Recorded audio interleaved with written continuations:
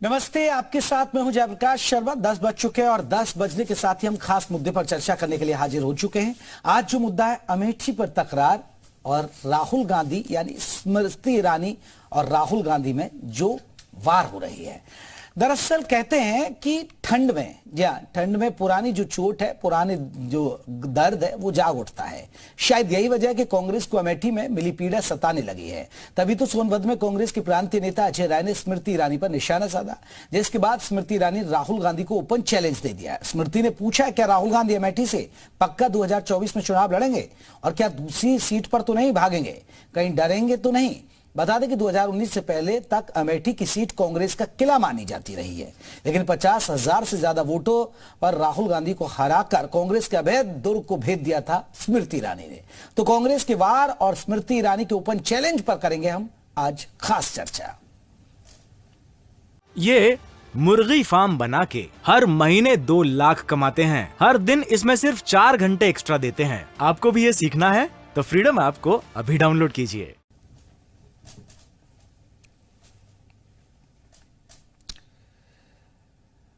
तो आपको बता दें कि अब अभी से सुगबुगाहट संकेत दिए जा रहे हैं कि राहुल गांधी 2024 में हो सकता है फिर अमेठी से चुनाव लड़ ले। इस तरह की सुगबुगाहट के भी स्मृति ईरानी ने भी अब आपको बता दें पलटवार कर दिया। स्मृति ईरानी ने राहुल गांधी को ओपन चैलेंज दे दिया। स्मृति ने पूछ लिया, क्या राहुल गांधी अमेठी से पक्का 2024 का चुनाव लड़ेंगे और क्या दूसरी सीट पर तो नहीं भागेंगे, कहीं डरेंगे तो नहीं। क्योंकि आपको बता दें कि लगातार अमेठी गढ़ रहा है कांग्रेस का, लेकिन 2019 के चुनाव में राहुल गांधी हार गए और उनको स्मृति ईरानी ने हराया। हालांकि इससे पहले चलिए हमारे साथ तमाम मेहमान जुड़ेंगे, लेकिन फिलहाल आपको बता दें हमारे साथ साक्षी दिवाकर बीजेपी प्रवक्ता जुड़ेंगे, वैभव त्रिपाठी नेता कांग्रेस जुड़ेंगे, साथ ही साथ विजय उपाध्याय जी हमारे साथ जुड़ेंगे। विजय उपाध्याय जी हमारे साथ चर्चा में जुड़ भी गए, पहले उनका रुख कर लेते। विजय उपाध्याय राजनीतिक विश्लेषक हमारे साथ जुड़ गए। विजय जी, आपका बहुत बहुत स्वागत है। विजय जी, अभी चुनाव दूर हैं, 2024 की तैयारियां हालांकि शुरू हो गई हैं, लेकिन राहुल गांधी की सुगबुगाहट की कि वो अमेठी से चुनाव लड़ सकते हैं, तो अभी से ही ताल ठोक दिए स्मृति ईरानी ने। अब भी कह रही कि वो सीधा हमला कर रही है कि क्या राहुल गांधी यहां से लड़ेंगे, कहीं सीट तो नहीं छोड़ेंगे। अगर हम अमेठी को देखें और स्थितियां अब जो बदल रही हैं, जो हालात बदल रहे हैं, अमेठी में आपको कौन कितना मजबूत लग रहा है अभी? देखिए, अमेठी में इस समय दोनों मजबूत हैं। स्मृति ईरानी ने 2019 में चुनाव जीता था और मार्जिन करीब 1 लाख वोटों से ज्यादा का था। तो स्मृति ईरानी जी वहां बहुत मजबूत हैं और राहुल गांधी चुनाव लड़ेंगे कि नहीं लड़ेंगे अभी इसको लेकर संशय है, लेकिन कांग्रेस के लोग दावा कर रहे हैं कि अमेठी से राहुल गांधी चुनाव लड़ेंगे। लेकिन मुझे भी ये लगता है कि वायनाड के साथ उत्तर भारत की एक सीट से राहुल गांधी जरूर चुनाव लड़ेंगे, चूंकि उनको केंद्र की सरकार में दावेदारी पेश करनी है, तो अमेठी से वो प्रत्याशी हो सकते हैं। अमेठी चूंकि इनकी परंपरागत सीट रही है, संजय गांधी ने पहली बार 1977 में चुनाव लड़ा था, लेकिन चुनाव हार गए थे।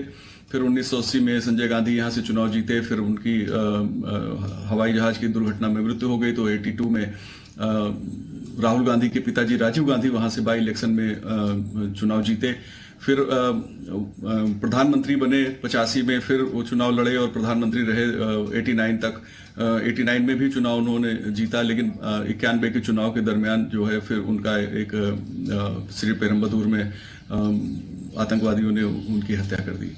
तो ये सीट जो है गांधी परिवार की मानी जाती रही, जो परंपरागत सियासत इस देश में लंबे समय तक रही, उसकी एक प्रतीक थी, अमेठी बनी हुई थी। और जब गांधी परिवार राजनीति से दूर था, यानी जब सोनिया गांधी भी दूर थी और राहुल गांधी भी दूर थे, तब भी ये सीट पे इनके रिप्रेजेंटेटिव कैप्टन सतीश शर्मा चुनाव लड़ा करते थे। 91, 96, 98 में वो चुनाव हार गए थे यहाँ से। नहीं, 98 में उन्होंने रायबरेली से लड़ा था और 98 में सोनिया गांधी जी ने यहां से चुनाव लड़ा था और चुनाव जीती थी। तो अमेठी का जो एक तरीके से कहें कि ये परंपरागत सीट कांग्रेस की रही है और 2014 में पहली बार स्मृति ईरानी ने चुनौती दी, उसमें स्मृति ईरानी जी करीब 1 लाख वोटों से हारी थी, लेकिन 19 में उन्होंने चुनाव जीत लिया। तो इसलिए ये कह सकते हैं कि दोनों पार्टियां यहां बहुत मजबूत हैं, क्योंकि अगर विधानसभा सीटों के हिसाब से देखें तो कांग्रेस के पास कोई सीट नहीं है, समाजवादी पार्टी के पास 2 सीटें हैं वहां पे। तो ये जो परिस्थितियां हैं ये बताती हैं कि 2024 जो ज्यादा दूर नहीं, 1 साल रह गया है। देखिए, जनवरी से दिसंबर 1 साल, और मार्च अप्रैल में चुनाव होने हैं लोकसभा के, तो इसलिए करीब 14-15 महीने ही बचे हैं, तो इसलिए हलचल तो बढ़नी ही चाहिए। बिल्कुल विजय उपाध्याय जी, अगर हम बात करें क्योंकि 2004 में यहाँ राहुल गांधी ने पहला चुनाव लड़ा और उसके बाद वो लगातार 3 बार सांसद बने, यानी 2004, उसके बाद 2009, फिर 9 के बाद 2014 में भी स्मृति ईरानी उनसे हार गए, लेकिन स्मृति ईरानी ने हिम्मत नहीं हारी और फिर वो 2019 पे आमने सामने आ गए और कहीं ना कहीं जीत हासिल की। आपको लगता है कि स्मृति ईरानी, हालांकि वो एक्टिव भी रहती है अभी अमेठी के अंदर, अगर मुकाबला होता है तो मुकाबला दिलचस्प होगा, कांटे का होगा, क्योंकि अभी मौजूदा वक्त में बीजेपी की सरकार है, उस स्थिति का कुछ असर पड़ेगा? या जो भारत जोड़ो यात्रा, मैं उसमें एक और ऐड कर दूं, जो भारत जोड़ो यात्रा शुरू कर रहे हैं उसका कोई इफेक्ट तो यहां पर दिखेगा? नहीं, भारत यात्रा का कोई इफेक्ट नहीं पड़ेगा, क्योंकि अमेठी बड़ी परंपरागत टाइप की सोच वाली सीट है। यहाँ के लोग जल्दी बदलाव नहीं करते, और पहले तो ये कहा करते थे कि गांधी हैं इसलिए सभी लोग यहाँ के चुनाव लड़ते हैं, और 2014 में स्मृति ईरानी ने चुनौती दी थी, लेकिन राहुल गांधी को पहली चुनौती आम आदमी पार्टी के कुमार विश्वास ने दिया था, और बहुत मैसिव कैंपेन वहां पे कुमार विश्वास ने किया था। एक तरीके से कहें कि 19 की जीत की जो पृष्ठभूमि थी, 2014 में कुमार विश्वास के द्वारा कांग्रेस का जो वहां पे इम्पैक्ट था उसको डाइल्यूट करने में बहुत बड़ा रोल प्ले किया था। आम आदमी पार्टी हालांकि 25,000 वोट ही लेकिन उसने हलचल मचा के रख दिया था। तो ये जो अमेठी का ट्रेडिशनल सोच वाली सीट है, वो उसमें बदलाव 19 में दिखाई दिया कि नहीं अब हमें बदलाव करना चाहिए।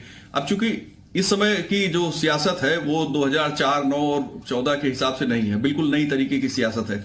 नए माहौल में अभी देखिए, कांग्रेस के प्रदेश अध्यक्ष खाबरी साहब वहां पहुंचे थे, वहां के कांग्रेस के जिला अध्यक्ष ने इस्तीफा सीधे मंच से दे दिया था, यानी सब कुछ ठीक नहीं है। उत्तर प्रदेश में कांग्रेस एक नए दौर से गुजर रही है, नए तरीके से बदलाव हो रहा है, ट्रांसफॉर्मेशन चल रहा है कांग्रेस में, नए कार्यकर्ताओं को ज्यादा महत्व दिया जा रहा है, पुराने लोगों को छोड़ा जा रहा है। तो पुरानी जो सीटें हैं जी, जो परंपरागत सीटें हैं, वहां के पुराने कांग्रेसी भी सफोकेशन फील कर रहे हैं, उनको बड़ी दिक्कतें हैं मौजूदा कांग्रेस का जो निजाम है उसको लेकर। तो इसलिए एक टकराव की स्थिति है जो राहुल गांधी के राह में अड़चन पैदा कर सकता है। जी बिल्कुल। चलिए, हमारे साथ साक्षी दिवाकर जी भी हैं, बीजेपी के प्रवक्ता, वैभव त्रिपाठी जी भी हमारे साथ जुड़ेंगे, तो जैसे ही जुड़ेंगे तो उनको चर्चा में शामिल करेंगे। और भी बिंदुओं पर आपसे विजय उपाध्याय जी मैं बात करूंगा। साक्षी जी, अभी हालांकि चुनाव दूर है, लेकिन 2024 की तैयारियां हो गई हैं तेज। अभी सुखबुगाट की राहुल गांधी अमेठी से लड़ सकते हैं, लेकिन इसी बीच स्मृति ईरानी कह रहे हैं कि वो भागेंगे तो नहीं। तैयार है क्या फिर से राहुल और यहां पर स्मृति ईरानी की जंग के लिए? बीजेपी भी तैयार है?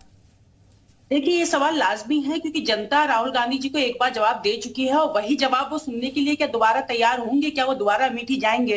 पहली बार अमेठी को एक ऐसा सांसद मिला है जो उसके सुख दुख में उसके साथ रहता है, उसके लिए कार्य कर रहा है, ना कि सिर्फ चुनावी समय में ही उनके बीच में रहता है। तो मुझे लगता है अगर राहुल जी फिर से निर्णय लेते हैं अमेठी जाने का, तो जो जवाब उन्हें 2019 में मिला वही जवाब उन्हें 2024 में भी मिलेगा।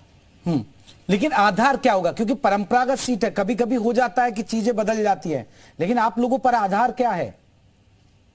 देखिए, वहां पे जो विकास कार्य किए गए थे, ये एक बात किसी से नहीं छुपी है कि मात्र 2 सीटें ऐसी हैं उत्तर प्रदेश में जहां पे कांग्रेस का बोलबाला था, उसमें से भी सिर्फ 1 सीट पे रह गया है। तो जिस तरीके से कांग्रेस के लिए जो समर्थन जनता का मिल रहा था वो दिन पर दिन कम होता चला जा रहा है। ये सोचने वाली बात है कि जिस पार्टी ने पूरे देश की सत्ता पे कब्जा कर रखा था, वो उत्तर प्रदेश जैसे बड़े राज्य में वहां की जनता उसे नकार रही है। एकमात्र कारण है कि वो जनता के सुख दुख में साथ नहीं देती है, वो जनता के लिए कोई कार्य नहीं करती है। तो वही नतीजे 2024 में भी हमें देखने को मिलेंगे। और जो जनता के जो विकास कार्य भारतीय जनता पार्टी द्वारा किए जा रहे हैं, खासतौर से उत्तर प्रदेश में, उसको जनता का लगातार समर्थन मिल रहा है। ये मुर्गी फार्म बना के हर महीने 2 लाख कमाते हैं। हर दिन इसमें सिर्फ 4 घंटे एक्स्ट्रा देते हैं। आपको भी ये सीखना है तो फ्रीडम ऐप को अभी डाउनलोड कीजिए।